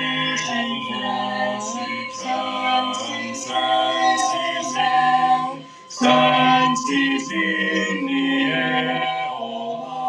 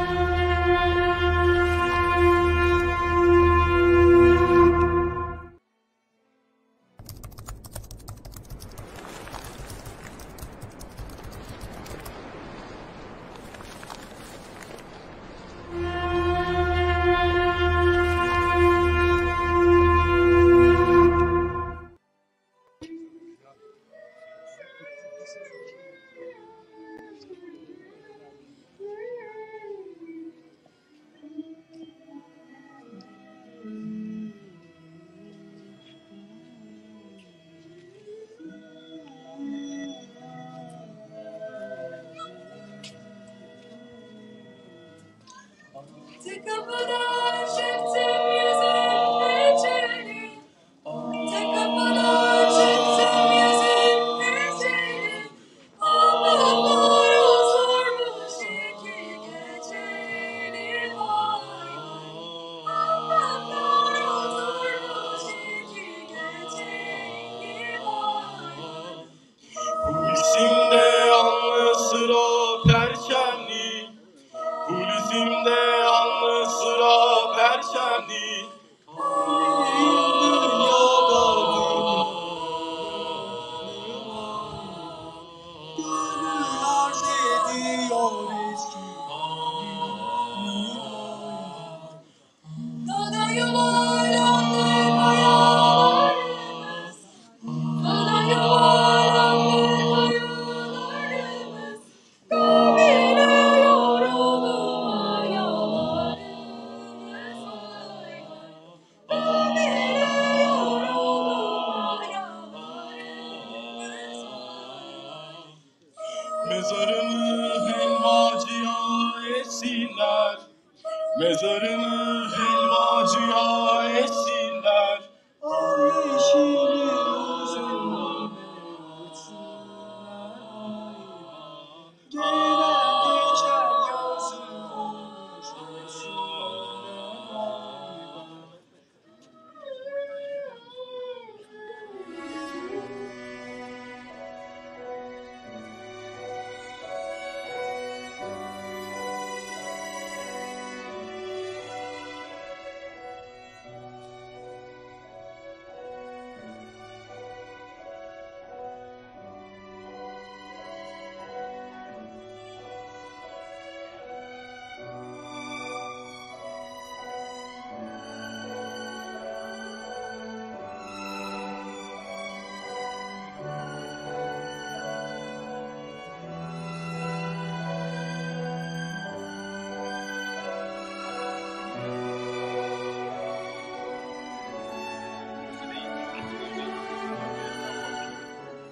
perspektifler kastedilden sizlere duyurabildiysek, işittirebildiysek acının her türlüsünü bugün işte Mahmut Üstadımızın farklı renkleriyle gördük. Bakın acının birçok dili var. Burada da müzikle, notalarla o acıyı hissettik, duyduk. Birçok ağıt, Latinceden tutun, Çerkezce birçok eserler duyduk. Acının tarifi yok. Tarifimiz yapamadık yani yıllardır. Birçok şeyi belki içimize attık ama farklı seslere, nefeslere de her zaman ihtiyacı olduğunu düşünüyorum bu toplumun. Umarım daha güzel yarınlara umutla bakacağız hep birlikte. Bu son şeylerimiz olur yani düştüğümüz bu durumlar. Umarım daha güzel yarınlar bizi bekler. Hepinize teşekkür ediyoruz. Şimdi ezan nöbeti için sanırım seremoniye devam edeceğiz. Teşekkürler.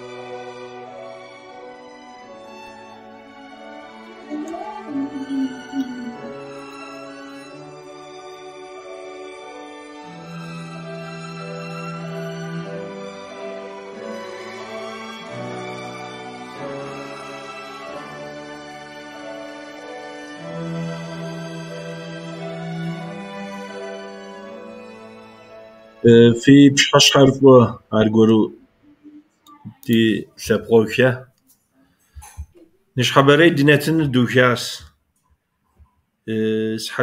سحتيت رنقورة سحت خواس دي زانشو نتنر يا بجي ناشي قايلم شغوش رجمعكم تيكوا وبسجيك فيبسم دي شكوجا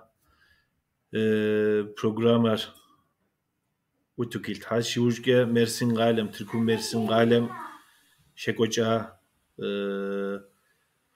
okur programmer utukil has mis İstanbul şı Beylikdüzü rayonum şı Kaser Çerkez kültüre vune kasemi şirgagoka programmer utuk ilthas arasi di maçer kutufubj zoa di internetim iqarum hodizge di teknike amapsima ham qarumi hodizge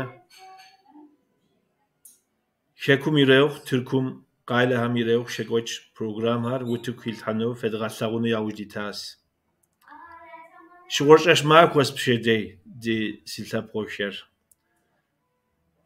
Düneyim tet lap somi tam mupoda guzevagoşkwa guawa yiciri qiremit zoa mahof daşam tam dizriko gazej zoa meri jezin squeşi pşedey şuğumakhom yeltawa tehuawa qala ham program har şegokinusi yujge şekumi Meğapirek, Hagunduqay Guajerek, Şerces Qalirek, Naçik Qalirek, Abıçerseqov, Türkum Qala Hamirek, Organizatsihar, Zikozhar, Zeyqohar Şösi, Amal Fima, Azikozham, Zikozisham, Feri Finablaga, Fıqaqwa, Fıqwa, Zoa, Amarca Dukhun Ditlab, Arashi, Teklipe cezam kodo tam mahof daşam ke diskulgaza mebe veka ku wiz tam qdimit zoa sigwapas tarazxu psori fizin show fshitken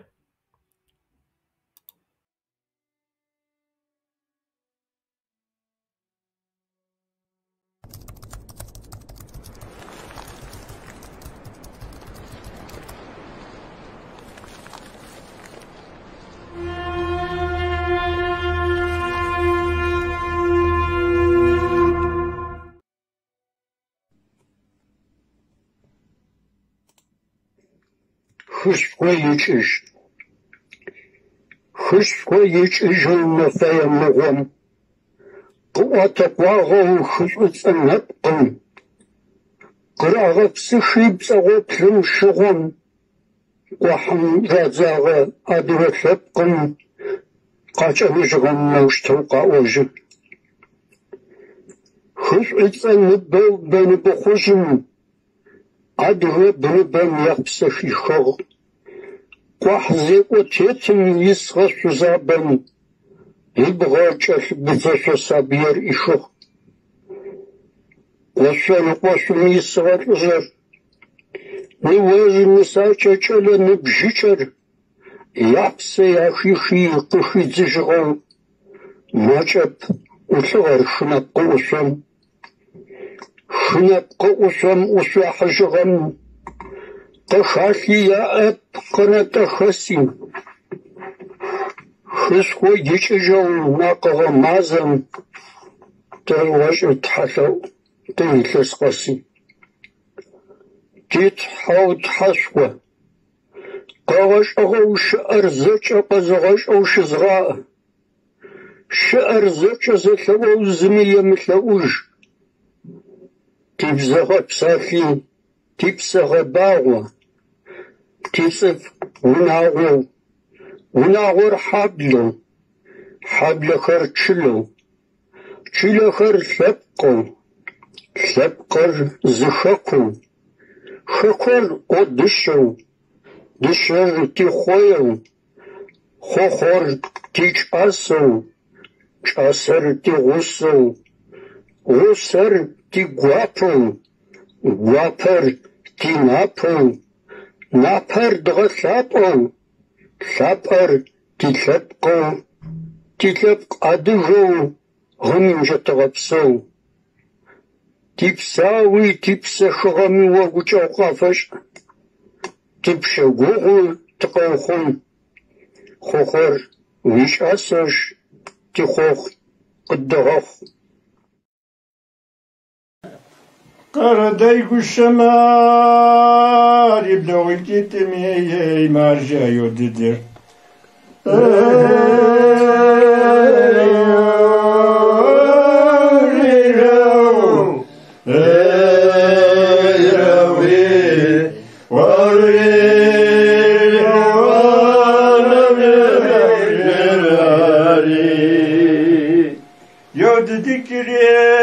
ورجم دبسو ما مرجوتس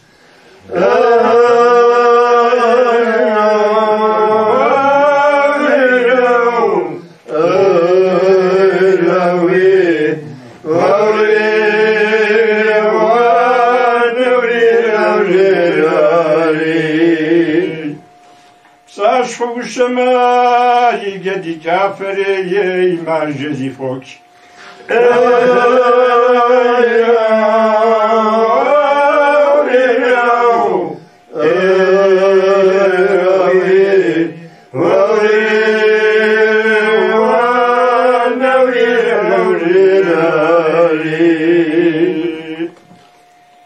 فوتشوازة قشمات بتسوكي مرجع مزاوي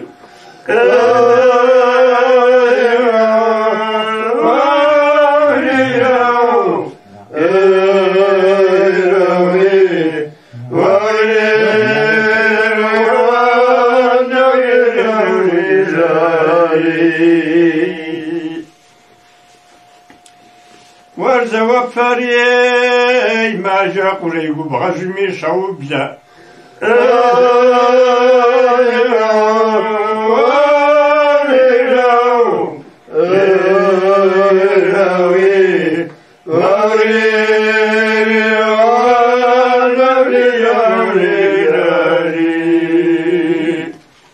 زوان باب شكراي ما جا وقم خوكي خوكوش